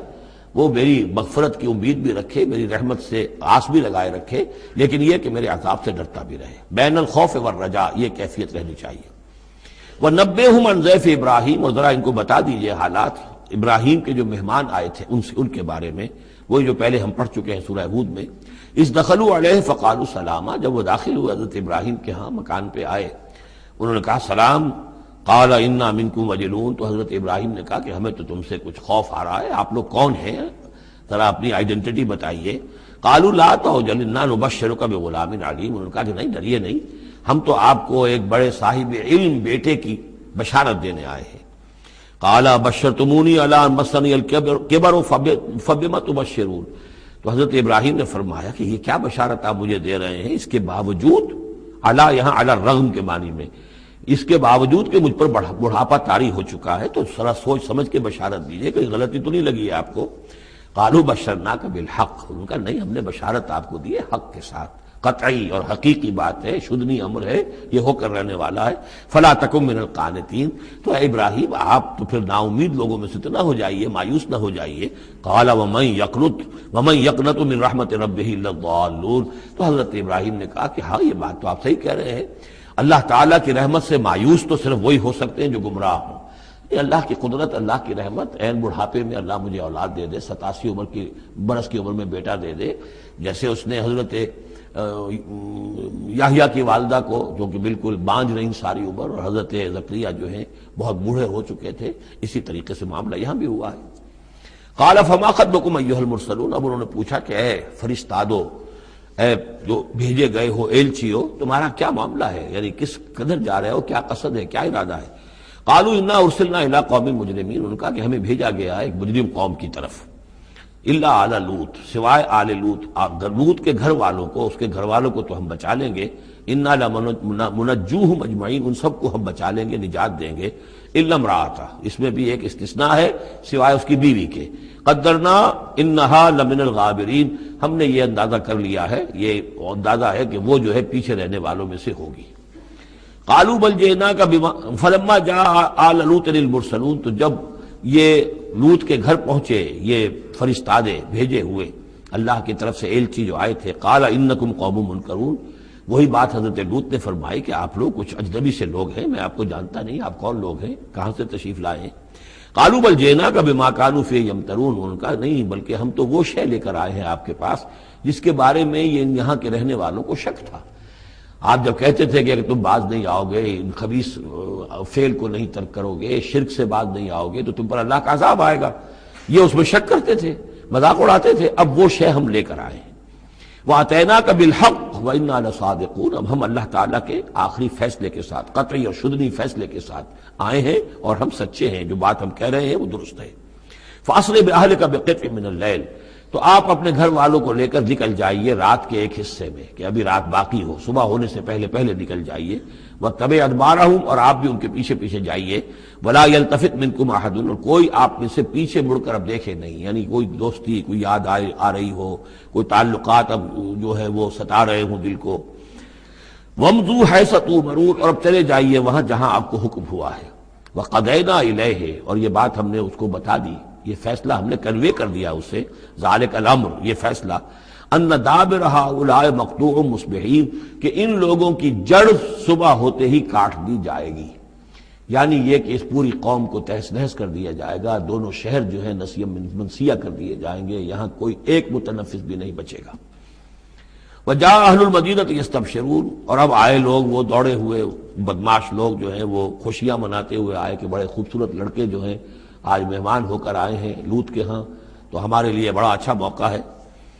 قال ان هؤلاء ضیفی فلا تفضحون، حضرت لوط نے ان سے کہا یہ دیکھو میرے مہمان ہیں، مجھے رسوا نہ کرو، واتقوا اللہ ولا تحزون، اللہ کا تقوی اختیار کرو اور میری بے آبروئی مت کرو۔ قالوا اولم ننهک عن العالمین، انہوں نے کہا کہ دیکھو لوط، ہم نے تمہیں تمام جہانوں والوں سے روکا ہوا نہیں ہے کہ تم ٹھیکہ مت لو کسی کا، ہم جس کے ساتھ جو چاہیں کریں، تم کون ہوتے بیچ میں آنے والے، تم کو ٹھیکیدار بن گئے ہو پوری دنیا کے۔ اولم ننہک، کہ ہم نے منع کیا تمہیں، نہیں کیا تمہیں کہ تمام جہان والوں کی حمایت میں نہ کھڑے ہو جایا کرو۔ قال ہؤلاء بناتی ان کنتم فاعلین، ان کا یہ میری بیٹیاں حاضر ہیں، اگر تمہیں کچھ کرنا ہی ہے تو یہ کہ ظاہر اللہ تعالیٰ نے تمہارے لیے جو جوڑے بنائے ہیں تو وہ تو عورتیں ہیں، تو وہ ہے، میں عرض کر چکا ہوں، اس سے مراد یہ بھی لی گئی ہے کہ میری قوم کی جو یہ بیٹیاں ہیں تمہارے گھروں میں پڑی ہیں، جن کو تم نے چھوڑا ہوا ہے، اصل میں تو تمہارے لیے اللہ تعالیٰ نے وہ فطری راستہ بنایا تھا، یا یہ کہ انہوں نے اتمام حجت کے لیے، جس کو کہتے ہیں پنجابی میں برے کو گھر پہنچانا، یا آخری بات بھی کہی ہو کہ میں ایسا ہی اگر کوئی معاملہ ہے تو کوئی دو بڑے سردار جو ہیں انہیں کہا ہو کہ میں اپنی بیٹیوں کا نکاح تم سے کیے دیتا ہوں، تمہیں اگر کوئی اس طرح کی کوئی حاجت ہے۔ لعمرک انہم لفی سکرتہم یعمہون، تو انہوں نے کہا، یہ اللہ تعالیٰ کی طرف سے ہے، قسم ہے تیری جان کی، وہ لوگ تو اپنے اس نشے کی حالت میں بدمست تھے اور بالکل اندھے ہو گئے تھے. عین میم ہے والا ہے، یہ دل کے اندھے ہو چکے تھے. فاخذتہم الصیحۃ مشرقین، تو پھر انہیں آ پکڑا ایک چنگھاڑ نے اجالا ہونے کے وقت. مشرق، یہ مشرق نہیں ہے، مشرق ہے. مشرق ہے اجالے کی جگہ، صبح جہاں سے نکلتی ہے وہ مشرق ہے. شرق کے معنی جو ہے اصل میں وہ روشنی ہے، تو اسی سے یہ مشرقین، صبح ہونے کا وقت، سورج نکلتے وقت جب اجالے کا وقت ہوا تو ان کو ایک چنگھاڑ نے آ پکڑا. فجعلنا عالیہا سافلہا، تو ہم نے اس کے اوپر والے حصے کو نچلا بنا دیا، یعنی تل پٹ کر دیا. وہ گری، پوری بستی جو ہے وہ اٹھا کر پٹک دی گئی کہ چھتیں نیچے اور اس کی جو بنیادیں تھیں وہ اوپر. وَأَمْطَرْنَا عَلَيْهِمْ حِجَارَةً مِّن سِجِّيلٍ، اور پھر ہم نے ان پر بارش برسائی، سجیل، مٹی کے کنکروں کی بارش. ان فی ذلک لآیات للمتوسمین، یقیناً اس میں نشانیاں ہیں ان لوگوں کے لیے جو حق کے متلاشی ہوتے ہیں. یہ جو اسم کا لفظ ہے الف سین میم، اور الف جو ہے اس میں در حقیقت جو اصل اس کا حروف اصلیہ میں سے نہیں ہے، سین میم ہے اصل. یہ ہوتے علامت، اسم کے معنی بھی علامت ہے. یہ میرا نام ہے، یہ آپ کا نام ہے، یہ علامت ہے کہ جس سے میرے نام سے آپ پہچانتے ہیں. تو جو لوگ علامتوں سے، متوسم باب تفاعل بن جائے گا، جو علامتوں سے حقیقت کو پہچاننا چاہیں، جو آیات آفاقیہ، آیات تاریخیہ، آیات انفسیہ، آیات قرآنیہ سے حقیقت کو جاننا چاہیں. ان فی ذلک لآیات للمتوسمین وانھا لبسبیل مقیم، اور وہ جو بستیاں تھیں وہ سیدھی راہ پر واقع ہوئی تھی. یعنی یہ سیدھا راستہ تھا جو یمن سے جاتا تھا فلسطین تک، میڈیٹرینین کے ساحل تک، اور یہ سیدھا راستہ تھا کیروان روٹ، مشرق و مغرب کے درمیان یہی لنک تھا. سویز کینال تھی نہیں، اور ابھی یہ راستہ جو تھا round the cape of good hope, یہ تو کہیں جا کر 1498 میں واسکو ڈی گاما نے تلاش کیا ہے. تو یہ راستہ معلوم ہی نہیں تھا، سویز کینال تھی نہیں. تو ساری جو مشرق اور مغرب کی ٹریڈ ہوتی تھی وہ یہ تھی کہ ہندوستان اور چین اور یہ جاوا، ملایا وغیرہ جو ہیں، یہ ہند چینی کے جتنے یہ سب سامان آتا تھا یمن کے ساحل پر. یورپ کے سارے ممالک کا سامان آ جاتا تھا شام کے ساحل پر، فلسطین کے ساحل پر. اب ان دو کے درمیان یہ قافلے چلتے تھے، یہ کیروانز تھے کہ جو ان جہاں سے لے کر سامان ادھر، ادھر کا سامان ادھر. تو یہ راستہ ہے امام مقیم، سبیل المقیم اس کو کہا گیا، سیدھا راستہ، سیدھی شاہراہ. اسی پر یہ اصحاب ہجر کے بھی مسکن تھے، اسی پر پھر یہ اصحاب مدین کے بھی تھے، اور یہ بستیاں بھی اسی راستے پر واقع ہوئی تھیں. ان فی ذلک لآیۃ للمؤمنین، یقیناً اس میں نشانی ہے اہل ایمان کے لیے. وان کان اصحاب الایکۃ لظالمین، اسی طریقے سے جو بن والے تھے، مدین والے، وہ بھی بہت ظالم تھے. یہ ایکا کا لفظ بھی ان کے لیے آیا ہے، یہ مدین والے. فانتقمنا منہ، یہاں پہ صرف تذکرہ ہو رہا ہے. یہاں تذکرہ آپ نے دیکھا کہ صرف حضرت لوط علیہ السلام کا ہوا ہے اس انباء الرسل کے انداز میں. باقی حضرت ابراہیم کا تذکرہ ہو گیا ہے، وہ وہی ہے قصص النبیین کے انداز میں. باقی یہاں پر جو تذکرے ہو رہے ہیں یہ بھی صرف ذکر ہے، یہ انباء الرسل کا ذکر ہے کہ جیسے حضرت شعیب، لیکن شعیب کا نام نہیں یہاں آیا، بلکہ یہ کہ صرف یہ کہ مدین والے. فانتقمنا منہم، ان سے بھی ہم نے انتقام لیا. وَإِنَّهُمَا لَبِإِمَامٍ مُبِينٍ، اور یقیناً وہ بھی، یہ دونوں جو بستیاں ہیں کھلے راستے پر واقع ہوئی ہیں، وہی راستہ جو میں نے ابھی آپ کو بتایا ہے. وَلَقَدْ كَذَّبَ أَصْحَابُ الْحِجْرِ الْمُرْسَلِينَ، اصحاب الحجر یہ قوم سمود کا دوسرا نام ہے. وہ علاقہ جو ہے جہاں یہ قوم سمود آباد تھی اس کو علاقے کو حجر بھی کہتے ہیں. جیسے کہ وہ علاقہ جہاں قوم عاد آباد تھی اسے احقاف کہتے ہیں. اس علاقے کا نام احقاف تھا، قوم کا نام عاد تھا، جو رسول بھیجے گئے وہ ہود تھے. اس علاقے کا نام حجر ہے، قوم کا نام سمود ہے، جو رسول بھیجے گئے وہ حضرت صالح تھے علیہ الصلوۃ والسلام. وَلَقَدْ كَذَّبَ أَصْحَابُ الْحِجْرِ الْمُرْسَلِينَ، اسی طرح ہجر والوں لوگوں نے بھی، اس علاقے کے لوگوں نے بھی جھٹلایا بھیجے ہوں کو، رسولوں کو. ان میں سے بہت سے نبی ہوں گے، پھر بعد میں اللہ نے آخری جو ہے حضرت صالح علیہ السلام کو بھیجا رسول کی حیثیت سے. وَآتَيْنَاهُمْ آیَاتِنَا، انہیں ہم نے اپنی آیات دیں. ان کو تو خاص طور پر جو ہے وہ اتنی حصی نشانی دکھائی گئی. ایک وہ جو اونٹنی کا معاملہ، حضرت صالح کی اونٹنی کا معجزہ. فَكَانُوا عَنْهَا مُعْرِضِينَ، لیکن وہ ان سے منہ ہی پھیرتے رہے، اعراض ہی کرتے رہے. وَكَانُوا يَنْحِتُونَ مِنَ الْجِبَالِ بُيُوتًا آمِنِينَ، اور وہ پہاڑوں کو تراش کر اپنے لیے بڑے امن والے گھر بناتے تھے. یہ گھر آج بھی موجود ہیں، میں خود بھی ایک مرتبہ گیا ہوں اور دیکھ کر آیا اس پورے علاقے کو. فاخذتهم الصیحۃ مصبحین، تو انہیں بھی آ پکڑا ایک چنگھاڑ نے صبح کے وقت، فما اغنی عنہم ما کانوا یکسبون، تو کچھ نہ کام آ سکا ان کے وہ ساری کمائی جو انہوں نے کی تھی، جو کچھ انہوں نے مال اسباب جمع کیا تھا، عذاب الہی سے بچانے میں کچھ بھی مفید ثابت نہ ہوا۔ تو اس سورہ مبارکہ میں گویا کہ حضرت شعیب کا نام لیے بغیر ان کا ذکر آ گیا، حضرت صالح کا نام لیے بغیر ان کا ذکر آ گیا، حضرت لوط کا ذکر جو ہے وہ نام کے ساتھ آیا۔ تو تین تو ہیں وہ انباء الرسل میں سے، اور ایک حضرت ابراہیم علیہ السلام کا ذکر، وہ اسی انداز میں جس انداز میں کہ سورہ ہود میں اس سے پہلے آ چکا ہے۔ اب جو آخری 15 آیات ہیں اس سورہ مبارکہ کی وہ بڑی اہم ہیں دعوت دین کے اعتبار سے، اور جس حالت میں کہ اس وقت محمد رسول اللہ صلی اللہ علیہ وسلم تھے،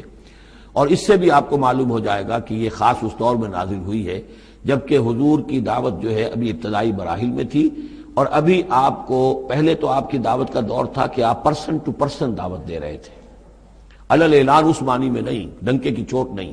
بلکہ جن سے تعلق تھا، جن سے دوستی تھی، جن سے پرانی واقفیت تھی، جس سے آپ کہیں گے کہ پرسن ٹو پرسن جو ہے دعوت چل رہی تھی، اگرچہ کوئی دور بھی حضور کی دعوت میں انڈر گراؤنڈ دور کا نہیں آیا ہے، خفیہ دعوت ایک دن کے لیے بھی نہیں۔ بعض لوگ اس دور میں بعض تحریکیں ایسی ہیں کہ جو اس کو خفیہ سے تعبیر کرتے ہیں کہ انڈر گراؤنڈ موومنٹ تھی یہ، تو یہ غلط ہے۔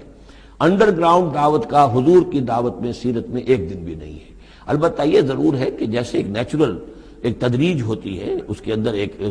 ترقی ہوتی ہے کسی معاملے کے اندر، پہلے آپ نے ذاتی جن سے تعلقات تھے، حضرت ابوبکر بہت پرانے دوست تھے، ان سے سب سے پہلے ان سے بات کی ہے، گھر میں حضرت خدیجہ جو آپ کی اہلیہ تھی ان سے بات کی، حضرت علی ہیں جو چچا زاد بھائی ہیں بلکہ زیر تربیت ہیں، زیر کفالت ہیں، ان سے بات کی ہے، اپنا جو غلام تھا جسے آزاد کر کے منہ بولا بیٹا بنایا ہوا ہے اس سے بات کی، اس طریقے سے پرسن ٹو پرسن۔ لیکن پھر یہ کہ تقریباً 3 سال کے بعد پھر آپ کو حکم ہوا کہ اب آپ ڈنکے کی چوٹ علل اعلان دعوت شروع، وہ آیت اس سورت مبارک میں آ رہی ہے۔ وما خلقنا السماوات والارض وما بینہما الا بالحق، اور ہم نے نہیں بنایا، تخلیق فرمایا آسمانوں کو اور زمین کو اور جو کچھ ان کے مابین ہے مگر حق کے ساتھ۔ پرپز فل کریشن ہے یہ پرپز لیس نہیں ہے، ایٹ رینڈم نہیں ہے، یہ کوئی کھلندرے کا کھیل نہیں ہے جیسے کہ ہندو مائتھولوجی میں ہے، رام کی لیلا ہے، جیسے کوئی بچہ ہے کھیلتا ہے۔ اب بچے کے کھیلنے میں کوئی حکمت تھوڑا ہی ہوتی، اس نے ایک کھلونا اٹھایا اور پٹخ دیا، پھر کوئی دوسرا اٹھایا پھر پٹخ دیا، پھر پہلا اٹھا لیا، اب اس میں کوئی حکمت تو نہیں ہے۔ اسی طریقے سے رام جی جو ہے کھیل رہے ہیں، جس کو چاہتے ہیں تخت سے اٹھا کر زمین پہ پٹخ دیتے ہیں، جس کو چاہتے ہیں وہ جو تیلی اس کو اٹھا کے وہ راجا بنا دیتے ہیں، تو یہ کھیل ہے رام کا، رام کی لیلا ہے یہ، تو یہ تصور اسلام میں نہیں ہے، یہ کائنات کی تخلیق بالحق ہے۔ ربنا ما خلقت ھذا باطلا سبحانک فقنا عذاب النار، تیری ذات اس سے بہت اعلیٰ اور ارفع ہے، پاک ہے کہ تیرے بارے میں یہ گمان کیا جائے کہ تو نے یہ کائنات ایسے ہی بنا دی کھیلنے کے لیے، اور یہ کوئی آپ تیرا مشغلہ ہے، نہیں۔ وما خلقنا السماوات والارض وما بینہما الا بالحق وان الساعة لآتیۃ، اس حق کا فیصلہ یہ ہے، اس حق کا منطقی نتیجہ یہ ہے کہ قیامت آ کر رہے، اس لیے کہ باقی تمام چیزیں تو انسانوں کے لیے پیدا کی گئی ہیں، ان کی ساری توجہ یہی ہو جائے گی انسان کاہے کے لیے پیدا کیا گیا، اور خاص طور پر انسان میں جو اخلاقی حص رکھی گئی ہے، by very nature, by his very nature he knows this is good this is evil, یہ جو اس کے اندر ایک شعور ہے، ایک تمیز ہے، یہ ایول ہے یہ گڈ ہے، یہ اچھا ہے یہ برا ہے۔ اب اس کا نتیجہ کیا نکل رہا ہے؟ یہاں تو الٹے نتیجے نکلتے ہیں، بہت سے اچھے لوگ جو ہیں انہیں فاقے آ رہے ہوتے ہیں، اور بہت بدماش جو ہیں وہ یہاں پہ عیش کر رہے ہوتے ہیں۔ تو یقیناً کوئی اور زندگی ہونی چاہیے، اور یقیناً کوئی دن ہونا چاہیے کہ جس میں بھرپور حساب کتاب ہو جائے، نیکوکاروں کا حساب کتاب ہو جائے، اور پھر ان کی زندگی ایسی ہو کہ بھرپور صلہ انہیں ان کا مل سکے، اور بدکاروں کی بدکاریوں کا حساب کتاب ہو جائے، اور پھر ایسی زندگی ہو، ایسا نظام ہو کہ انہیں پوری سزا مل سکے۔ تو یہ گویا کہ حق کا تقاضا ہے۔ وما خلقنا السماوات والارض وما بینہما الا بالحق وان الساعة لآتیۃ، قیامت آ کر رہے گی۔ فاصفح الصفح الجمیل، تو اے نبی آپ ذرا ابھی خوبصورتی کے ساتھ درگزر سے کام لیجئے، یعنی یہ کہ یہ مجرم کہیں بھاگ کے نہیں چلے جائیں گے، ہماری پکڑ سے نکل نہیں جائیں گے، قیامت آئے گی، ایک کیفر کردار کو پہنچ جائیں گے، ابھی آپ ذرا تحمل کیجئے، صبر سے کام لیجئے۔ فاصفح الصفح الجمیل، ابھی ہماری مرضی اس میں ہے کہ ہم ان کی رسی دراز کریں، یہ جو کچھ کہہ رہے ہیں برداشت کر لیجئے، سن لیجئے، سنا انسنا کر دیجئے، یہ جو آپ صبر کریں گے اس سے آپ کے درجات بلند ہوتے چلے جائیں گے، لیکن فوری طور پر آپ کے دل میں اگر یہ خیال پیدا ہونے بھی لگے بربنائے طبع بشری کے، انہیں سزا ملنی چاہیے، یہ بدبخت مجھے کیا کہہ گیا ابھی، یہ مجھے پاگل کہہ گیا اور یہ مجھے جو ہے ساحر کہہ گیا یا مسحور کہہ گیا، نہیں، فصفح الصفح الجمیل، ابھی ذرا آپ خوبصورتی کے ساتھ چشم پوشی کیجئے، نظر انداز کیجئے۔ ان ربک هو الخلاق العلیم، یقیناً آپ کا رب جو ہے وہ وہی ہے جو پیدا کرنے والا ہے، خلاق ہے، اور ظاہر بات ہے جس نے پیدا کیا ہے وہ جانتا بھی ہے۔ سورہ ملک میں ہم پڑھیں گے الا یعلم من خلق وهو اللطیف الخبیر، کیا اسی کے علم میں نہیں ہوگا جس نے پیدا کیا ہے؟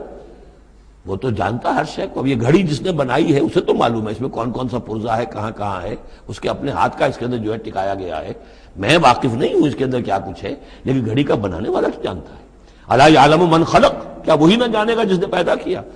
وہو الخلاق العلیم، وہ تو خلاق اور علیم ہے۔ وَلَقَدْ آتَيْنَاكَ سَبْعًا مِنَ الْمَثَانِي، دل جوئی کے لیے حضور سے فرمایا، اور ہم نے آپ کو دی ہیں وہ 7 آیتیں جو آپ کا وظیفہ ہیں، دوہرا دوہرا کر پڑھتے رہا کیجئے، دوہرا دوہرا کر پڑھتے رہا کیجئے۔ اس پر تقریباً اجماع ہے امت کا کہ اس سے مراد ہے سورہ فاتحہ، 7 آیتیں جو بار بار پڑھی جاتی ہیں۔ اب آپ دیکھیے کہ ہر شخص جو نماز پڑھتا ہے دن میں کتنی مرتبہ سورہ فاتحہ پڑھ رہا ہے، ہر نماز میں کتنی مرتبہ پڑھ رہا ہے، دوہرا دوہرا کر یہ آیت جو ہے، جیسا کہ ہم نے جب سورہ فاتحہ پڑھ رہے تھے، من لم یقرأ بفاتحۃ الکتاب لا صلاۃ لمن لم یقرأ بفاتحہ، اس کی کوئی نماز ہی نہیں ہے، نماز کا جزو لازم ہے۔ بلکہ قسمت الصلاۃ بینی و بین عبدی نصفین والی حدیث میں نے آپ کو سنائی، حدیث قدسی، تو وہ تو اصل الصلاۃ ہے ہی سورہ فاتحہ۔ والقرآن العظیم، اور یہی بڑا قرآن ہے، یعنی یہ اپنی اہمیت کے اعتبار سے، اپنی فضیلت کے اعتبار سے خود اپنی جگہ پر سورہ فاتحہ ایک قرآن عظیم کا درجہ رکھتی ہے۔ اسی لیے اس کو اساس القرآن بھی کہا، اس کو کافیہ بھی کہا، شافیہ بھی کہا گیا، یہ ام القرآن بھی ہے۔ وَلَقَدْ آتَيْنَاكَ، اے نبی ہم نے اتنی بڑی بڑی دولتیں آپ کو دی ہیں۔ یہ کیوں گرایا جا رہا ہے یہ ذرا آگے آپ کو معلوم ہو جائے گا، کیونکہ بہرحال حضور کو یہ احساس ہوتا تھا یا نہیں ہوتا تھا، دیکھنے والوں کو تو احساس ہوتا تھا۔ ابو جہل مالدار ہے، ولید بن مغیرہ اتنا بڑا چودھری ہے، یہ محمد تو یتیم تھے، کوئی مال دولت ان کے پاس نہیں، کوئی ان کی حیثیت نہیں، ہاں کچھ عرصے سے کچھ کھا پی بھی رہے ہیں تو وہ بیوی کا مال ہے، اپنا تو نہیں ہے۔ یہ ان کی نگاہوں میں جو ان کے معیارات تھے، جو ان کے اندازے تھے سوچنے کے، وہ تو یہ تھے۔ اس حوالے سے یہاں بظاہر حضور سے خطاب ہے، لیکن اصل میں ان کو بتایا جا رہا ہے کہ بدبختو تمہیں کیا معلوم ہم نے ان کو کتنی بڑی دولت دی ہے۔ وَلَقَدْ آتَيْنَاكَ سَبْعًا مِنَ الْمَثَانِي وَالْقُرْآنِ الْعَظِيمِ، ہم نے ان کو وہ 7 آیتیں عطا کی ہیں۔ ایک حدیث کے مطابق جیسی آیت نہ قرآن میں اتری کوئی اور اس کے مثل، اور نہ تورات میں نہ انجیل میں، یہ سورہ فاتحہ ہے۔ وَلَقَدْ آتَيْنَاكَ سَبْعًا مِنَ الْمَثَانِي وَالْقُرْآنِ الْعَظِيمِ وَلَا تَمُدَّنَّ عَيْنَيْكَ إِلَىٰ مَا مَتَّعْنَا بِهِ أَزْوَاجًا مِّنْهُمْ، تو اے نبی آپ کی نگاہیں نہ اٹھیں اس ساز و سامان کی طرف جو ہم نے ان کو عطا کیا ہے۔ ابو جہل کو اگر دے رکھا ہے، ولید بن مغیرہ کو دے رکھا ہے، اور بڑے سرداروں کو دے رکھا ہے، ان کی جائیدادیں ہیں، ولید بن مغیرہ کے باغات طائف میں بھی ہیں، اس کی جائیداد طائف میں بھی ہے، مکے میں بھی ہے، آپ کی نگاہ ادھر اٹھے ہی نہ۔ پر کاہ کے برابر، جیسا کہ ایک حدیث میں آتا ہے کہ دنیا مافیہا کی حیثیت اگر اللہ کی نگاہ میں ایک مچھر کے پر کے برابر بھی ہوتی تو اللہ کسی کافر کو ایک گھونٹ پانی بھی اس دنیا سے نہ دیتا۔ جو اللہ کا ماننے والا اور جاننے والا، اللہ کو جاننے والا ہو، تو اس کی نگاہ میں تو پھر اس دنیا و مافیہا کی وہی وقت ہونی چاہیے، وہ متاثر نہ ہو یہاں کی چمک دمک سے، آپ کی نگاہ اٹھے ہی نہ۔ لا تمدن عینیک الی ما متعنا بہ ازواجا منہم، ان کو جو ہم نے دے رکھا ہے ساز و سامان اور زیبائش اور آرائش جو ہے، آپ کی نگاہیں ادھر نہ اٹھے۔ ولا تحزن علیہم، اور اب دیکھیے ان کے اوپر جو بھی اب عذاب آئے گا یا جس عذاب کے مستحق ہو رہے ہیں، اب آپ اس پر غم بھی نہ کھائیے۔ ٹھیک ہے یہ آپ کا کنبہ ہے، قبیلہ ہے، اب ابو لہب آپ کا چچا بھی ہے، لیکن یہ کہ اب غم نہ کیجئے آپ۔ وَاخْفِضْ جَنَاحَكَ لِلْمُؤْمِنِينَ، اور آپ اپنے کندھوں اور بازوؤں کو ذرا جھکا کر رکھیے اہل ایمان کے لیے۔ یہ ہمارے فقراء جب آتے ہیں، یہ جو غلام طبقے سے جو لوگ آئے ہیں، یہ لوگ جو گرے پڑے طبقات سے تعلق رکھتے ہیں، جب یہ آپ کے پاس آئیں تو آپ ان کا استقبال کیجئے۔ فَقُلْ سَلَامٌ عَلَيْكُمْ كَتَبَ رَبُّكُمْ عَلَىٰ نَفْسِهِ الرَّحْمَةَ، تو اس انداز میں ان کا استقبال کیجئے، ان کے سامنے تواضع کیجئے، ان کے سامنے اپنے کندھوں کو جھکائیے۔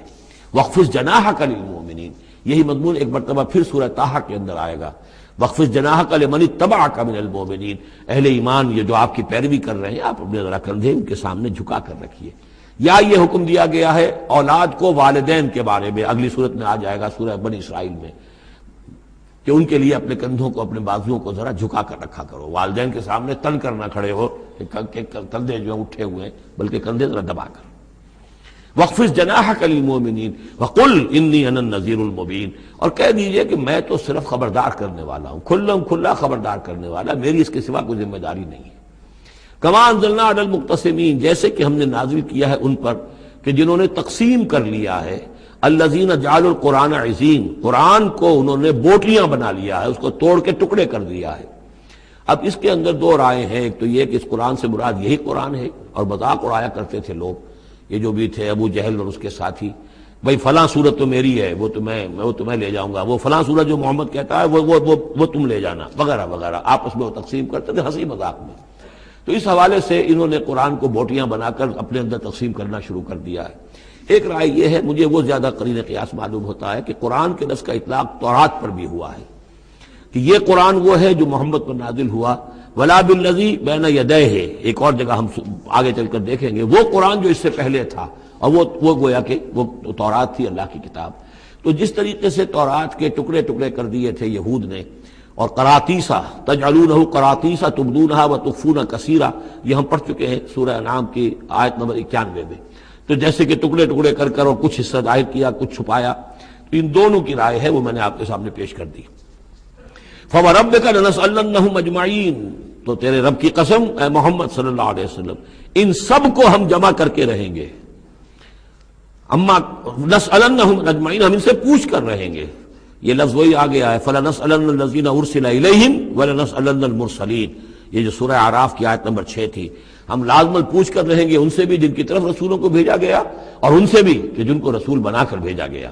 فَوَرَبِّكَ لَنَسْأَلَنَّهُمْ أَجْمَعِينَ، تو آپ کے رب کی قسم ہم ان سب سے پوچھ لیں گے، حساب کتاب لے لیں گے، یہ تھوڑے سے وقت کی بات ہے، آپ ذرا صبر کیجئے۔ اما کانوا یعملون، جو کچھ کہ یہ کر رہے تھے، فاصدع بما تؤمر، یہ ہے وہ آیت۔ اب ڈنکے کی چوٹ علی الاعلان کہیے جس چیز کا آپ کو حکم ہوا ہے۔ یہ جب حکم آیا حضور کو تو پھر آپ کوہ صفا پر کھڑے ہوئے، اور پھر آپ نے وہاں، اگرچہ ظاہر بات ہے کہ اس کا کوئی امکان نہیں تھا کہ آپ ننگے ہو جاتے، لیکن جو وہاں کا رواج تھا وہ یہ تھا کہ اگر کسی شخص کے پاس کوئی ایسی خبر آتی تھی کہ فلاں قبیلے کے لوگ جو ہیں آج رات ہمارے اوپر حملہ کریں گے، شب خون ماریں گے، اب کیسے لوگوں کو بتائیں، کوئی کمیونیکیشن ماس میڈیا تو ہے نہیں، کیسے خبر دیں، کیا کریں؟ تو وہ یہ کرتا تھا کہ وہ شخص کپڑے اتار کے معذر ذات برہنہ ہو کر کسی اونچی جگہ کھڑا ہو جاتا تھا، تاکہ ہر طرف سے لوگ دیکھ لیں کہ ایک ننگا آدمی کھڑا ہے۔ نذیر عمیان کہتے تھے اسے، ننگا خبردار کرنے والا۔ اب جہاں تک اس کی آواز جا رہی ہے، آواز لگاتا تھا وا صباحا، ہائے وہ صبح جو آنا چاہتی ہے، آیا چاہتی ہے، اس لیے کہ صبح کے وقت ہوتے تھے حملے، یہ جس کو آج کل آپ کہتے ہیں small hours of the morning, وہ بہت غفلت کا وقت ہوتا ہے آدمی کا، صبح رات کے 2-3 بجے جو ہے ٹھنڈی ٹھنڈی نیند آئی ہوتی ہے، اس وقت وہ آتے تھے، حملہ کرتے تھے، لوٹ مار کرتے تھے، قتل کرتے تھے اور بھاگ جاتے تھے۔ تو وا صباح، ہائے وہ صبح جو آیا چاہتی ہے۔ تو اب لوگ دوڑتے تھے کہ بھائی کہاں کی خبر آئی ہے، کون ہے، کون سا قبیلہ ہے، کس کے بارے میں اطلاع ہے، اطلاع صحیح ہے غلط ہے۔ تو یہ ان کا رواج تھا۔ تو حضور نے یہ کیا، صرف ایک چیز اس میں سے نکال دی، ننگے ہونے کا سوال نہیں تھا معاذ اللہ، لیکن آپ بھی کھڑے ہو گئے کوہ صفا پر، وا صباحا کا نعرہ لگایا۔ اب لوگ آئے، دوڑے، کوئی خبر دی ہے، محمد دینا چاہتے ہیں، کوئی بات ہے، بڑی اہم کوئی بات ہے۔ وہاں آپ نے پھر اپنی دعوت پیش کی۔ تو اسی مجمع میں پھر ابو لہب نے کہا تھا تبا لک لہذا جمعتنا، تمہارے لیے ہلاکت ہو، ہمیں اس کام کے لیے جمع کیا تھا، ہم اپنے بڑے بڑے اہم کاموں میں لگے ہوئے تھے۔ وہ مہاجن تھا، کہیں مہاجنی سود اپنا لین دین کا حساب کر رہا ہوگا بیٹھا ہوا، میں وہ سب چھوڑ کر آیا ہوں کہ کوئی خاص اہم بات تم نے بتانی ہے، لیکن تم نے یہ کیا کیا؟ تو یہ ہے وہ واقعہ، اور اس سے معلوم ہو جاتا ہے کہ یہ سورہ مبارکہ جو ہے اسی دور کی، ابتدائی دور کی ہے۔ فاصدع بما تؤمر واعرض عن المشرکین، تو اب ڈنکے کی چوٹ کہیے اب جو کہ آپ کو حکم دیا گیا ہے، اور ان مشرکوں سے اعراض کیجئے، پرواہ نہ کیجئے ان کی۔ انا کفیناک المستہزئین، یہ جو استہزاء کرنے والے ہیں، تمسخر اڑانے والے ہیں، ہم آپ کی طرف سے ان کے لیے کافی ہو رہیں گے، ان کی کوئی مخالفت آپ کا کچھ بال بیکا نہیں کر سکے گی۔ الذین یجعلون مع اللہ الہا آخر، جو اللہ کے ساتھ ساتھ اور بھی الہ گھڑے بیٹھے ہوئے ہیں، فسوف یعلمون، تو ان قریب انہیں معلوم ہو جائے گا کہ اصل حقیقت کیا ہے اور وہ کس طرح کی گمراہیوں میں پڑے ہوئے تھے۔ اب وہ آیت آ گئی جس کا کئی مرتبہ میں حوالہ دے چکا ہوں، اور سورہ انعام میں خاص طور پر وَلَقَدْ نَعْلَمُ، اے نبی ہمیں خوب معلوم ہے، اَنَّكَ يَضِيقُ صَدْرُكَ بِمَا يَقُولُونَ، کہ جو کچھ یہ لوگ کہہ رہے ہیں اس سے آپ کا سینہ بھجتا ہے۔ کسی نے پاگل کہہ دیا، کسی نے مجنون کہہ دیا، آصیب کا سایہ آ گیا، کوئی ہمدردی کے انداز میں آ کے کہتا ہے۔ عتبہ ابن ربیعہ ایک دفعہ آیا چونکہ وہ بزرگ تھا، خاندان کا معمر آدمی تھا، بھتیجے میرے بڑے تعلقات ہیں عاملوں سے بھی کاہنوں سے بھی، واقعی اگر کوئی تم پر کوئی سایہ ہو گیا ہے، کوئی بری روح کوئی آ گئی ہے تو مجھے بتا دو، میں بلا کے لے آؤں گا، علاج کرا دوں گا تمہارا۔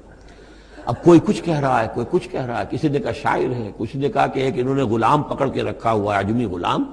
اسے کمرے میں بند کیا ہوا اپنے گھر کے اندر، اور وہ عالم ہے بہت بڑا جو پورے پچھلی کتابوں کا جاننے والا، اس سے ڈکٹیشن لیتے ہیں اور پھر آ کر ہم پر دھونس جماتے ہیں کہ یہ اب وہی آئی ہے۔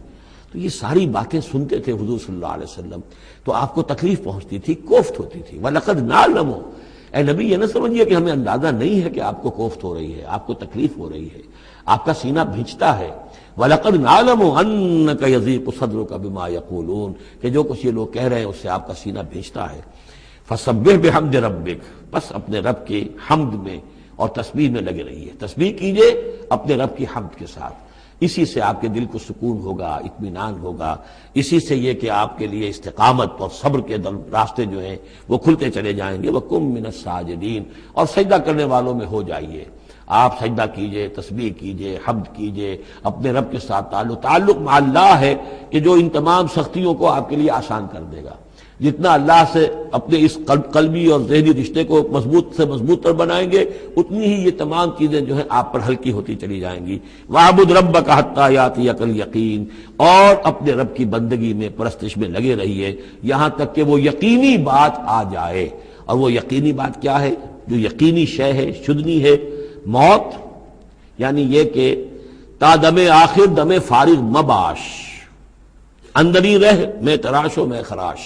آخری وقت تک اس بندگی میں اپنے لگے رہیے، جو بھی آخری موت جب تک آ جائے، یا موت سے مراد یہ بھی ہو سکتا ہے یقین سے، یقینی بات اللہ کی مدد آ جائے، اللہ کی طرف سے غلبہ حاصل ہو جائے اور اللہ تعالیٰ کی نصرت آ جائے، اللہ کا فیصلہ آ جائے، لیکن عام طور پر گمان یہی ہے کہ اس سے مراد موت ہے۔ وَاعْبُدْ رَبَّكَ حَتَّىٰ يَأْتِيَكَ الْيَقِينُ، اور اپنے رب کی بندگی اور پرستش میں لگے رہیے یہاں تک کہ وہ یقینی شے وقوع پذیر ہو جائے۔